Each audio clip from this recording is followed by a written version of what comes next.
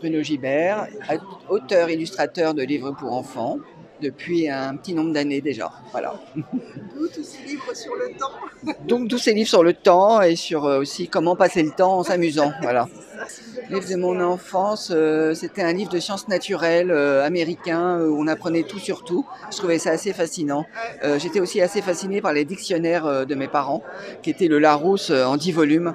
C'est pour ça que j'ai fait une parodie de dictionnaire qui s'appelle Le Petit Gibert illustré, où j'ai moi-même réécrit un dictionnaire avec mes propres définitions. Voilà. Un dictionnaire, pourquoi pas. Oula, difficile, le plus fier. Je reconnais tous mes livres comme étant les miens.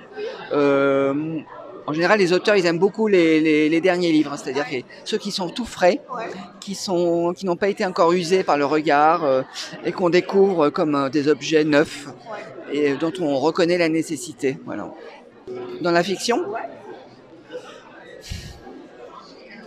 Lucky Luke.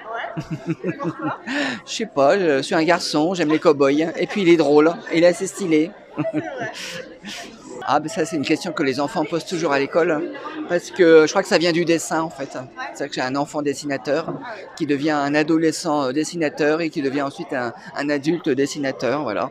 Donc, on reconnaît un dessinateur au fait qu'il n'arrête pas de dessiner en grandissant, ce qui n'est pas le cas de tous les enfants qui souvent arrêtent de dessiner. Donc, il y a un moment, on se dit, bah, il doit y avoir une raison à ça. C'est qu'on doit aimer ça. Je pense qu'on peut en faire un métier, c'est incroyable. Et quand je dis aux enfants, est-ce que tu aimerais que j'achète ton dessin 50 euros? Ils disent oui, moi j'adorerais me vendre mon dessin 50 euros. Et ben voilà, voilà commence le métier de dessinateur.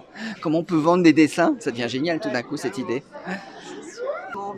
Bah, une spontanéité, une fantaisie incroyable. Enfin, c'est peut-être impensif de dire ça, mais je pense une sauvagerie aussi qu'il y a chez l'enfant qui est très intéressant et qui, au fond, et en même temps est assez conservateur. Donc il faut à la fois aller dans son sens de la sauvagerie et en même temps le bousculer parce que l'enfant il aime bien aussi avoir des trucs assez cadrés, etc. Et moi j'aime bien un peu les déstabiliser, voilà.